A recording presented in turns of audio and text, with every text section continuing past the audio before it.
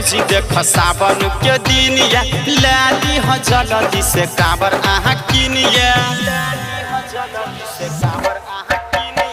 आइबो गेलै भौजी देख सावन के दिन या लाली ह जल्दी से काबर आहा किनिया बीतल जाय छै फेर इहो शाम चलू न भौजी बाबा के धाम बीतल जाय छै फेर इहो शाम चलू न भौजी बाबा के धाम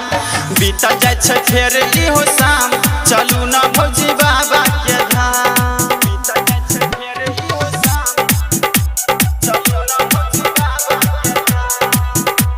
चलू न भौजी बाबा के धाम डीजे उमेश सुखीपुर बाजार गोरे गोरे जइबै जे बाबा के अगनमा गोदिया में खिलतै अहूँ के लालनमा गोरे गोरे जइबै जे बाबा के अगनमा गोदिया में खेलतै अहूँ के लालनमा महिमा छै भोला जी के बहुते महानिया महिमा छै भोला जी के बहुते महानिया बीतल जाय छै फेर इहो शाम चलू न भौजी बाबा के धाम बीतल जाय छै फेर इहो शाम चलू न भौजी बाबा के धाम बीतल जाय छै फेर इहो शाम चलू न भौजी बाबा के धाम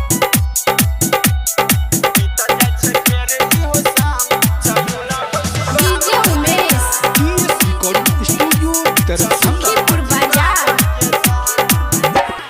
कान्हा पर काबर भौजी जोर से पकड़ के देव घर चलू ना जल्दी डाक बम बन के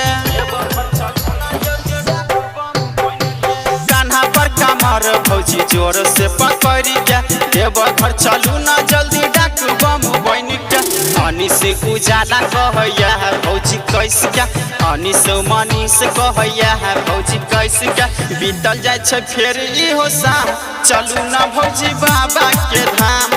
बीतल जाय छै फेर इहो शाम चलू न भौजी बाबा के धाम आइब गेलै भौजी देख सावन के दिन या लाली ह जल्दी से काबर आहा किनिया बीतल जाय छै फेर इहो शाम चलू न भौजी बाबा के धाम